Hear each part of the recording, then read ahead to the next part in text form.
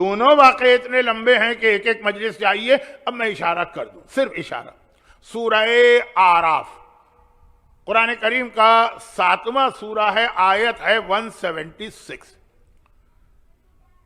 اور یہ آپ ضرور یہ سنتے ہوں گے یہ والا واقعہ, کیونکہ اس واقعے کے اندر قرآن جیسے پاک اور پاکیزہ کلام میں ایک انسان کے لیے لفظ کتا استعمال ہوا.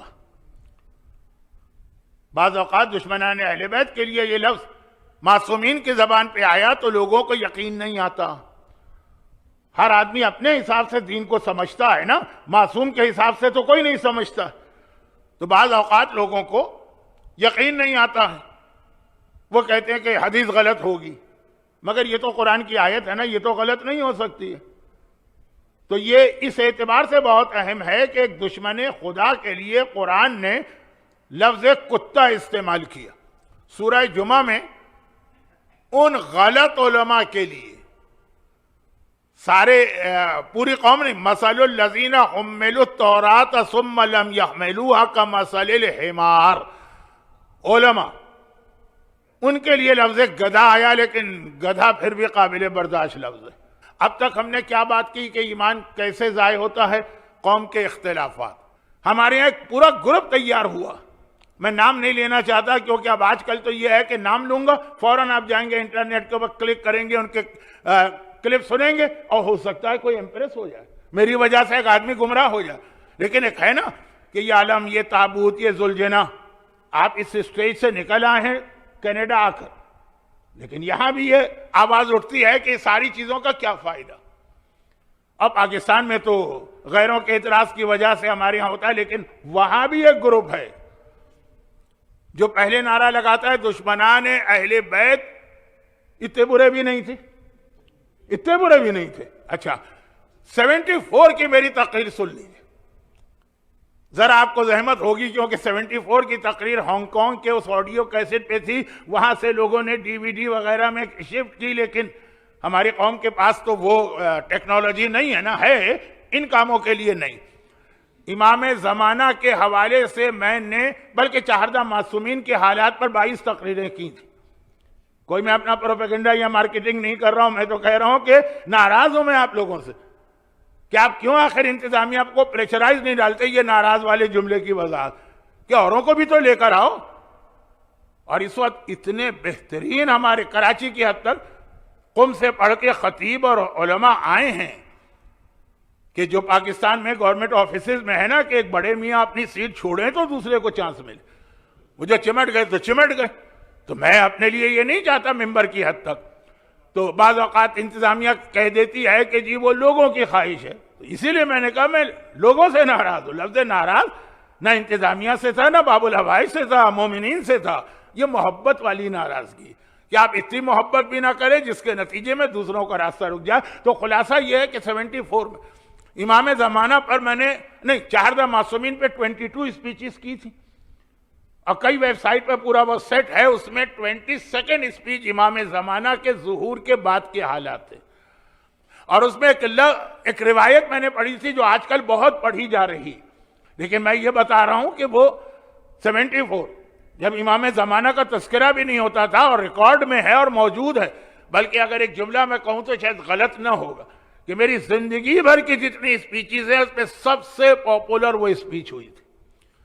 حتیٰ ایسے لوگوں نے بھی سنی تھی نان مسلم, یعنی یہاں کے نہیں انڈیا کے دیہات کے, کہ جن کو پتہ بھی نہیں تھا مجلس کیا ہوتی ہے, اسپیچ کیا ہوتی ہے. کہ ایک مومن کے گھر ٹھہرا تھا, ایک عرب کے گھر میں. جب میں دبئی گیا تھا, دبئی کے کتنے مومن, تو ان کے یہاں جو میڈ کام کرتی تھی بڑھیا, اس نے کہا وہ جو آپ نے کہانی پڑھی تھی نا وہ بہت مجھے پسند آئی تھی. اس کو یہ بھی نہیں پتا, لیکن یہ تھا کہ بہت شوق سے اس وقت سنا گیا تھا.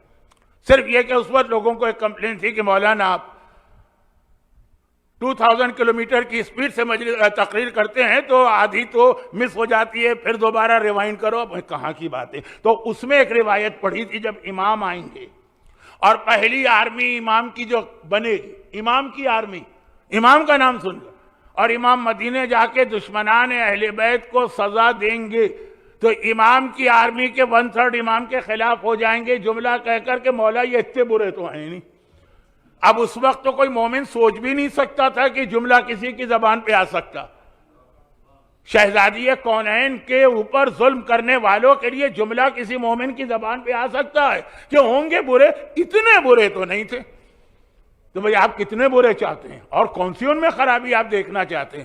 لیکن اپنی زندگی میں ہی مرنے سے پہلے میں نے دیکھ لیا کہ یہ جملہ اتنا زیادہ پاپولر ہو گیا. ٹھیک ہے، میجورٹی تو ہماری جانتی ہے، والدین نے جو عقیدہ دیا ہے، جو نسلوں سے آ رہا ہے وہ ہے، لیکن شروع تو ہو گئی ہے نا، بات اسٹارٹ تو ہو گیا کہ برے ہوں گے، اتنے برے نہیں. یہ اگلے اسٹیج میں امام کے خلاف ان کی 1/3 آرمی ہوگی. میں اس کو پڑھنا نہیں چاہتا کیونکہ انٹرسٹنگ واقعہ ہے، میں بہک جاؤں گا تو اصل موضوع رہ جائے گا. دشمنان اہل بیت آج ہمارے طریقے اختیار کر رہے ہیں. وہ بات رہی جا رہی تھی، اس کو کمپلیٹ کر دوں. علم، تابوت، ذوالجنا، تعزیہ، ان چیزوں کی کیا اہمیت ہے؟ اور بہت ساری دلیلیں ہم لوگ دیتے ہیں، وہ الگ چیز ہے. لیکن یہ وہابیت کا سب سے بڑا اعتراض تھا، خاص طور پر شبی پر، تعزیوں پر. آج آپ جائیے پورے مکے اور مدینے میں جو بہترین سووینئر وہاں ہوتا ہے، کہا جاتا ہے اپنے گھر والوں کے لیے گفٹ لے کے جاؤ، وہ کعبے کی شبیہ ہوتی ہے، وہ مسجد النبوی کی شبیہ ہوتی ہے. جیسے ہمارے یہاں تعزیے بنائے جاتے ہیں نا، بالکل اسی انداز سے کعبے کی اور اسی انداز سے مسجد النبوی کی شبیہ بنا کر 5 ریال کی دکان سے لے کے 50,000 ریال کی دکان جہاں پیور گولڈ سے بنایا جاتا. اور آج بھی کوئی وی آئی پی جاتا ہے سعودی عرب میں تو وہاں کے حکمران اس کو جو تحفے دوسرے دیتے ہیں، جو گھڑیاں وڑیاں وہ سب، لیکن اس کے ساتھ یہ بھی دیا جاتا.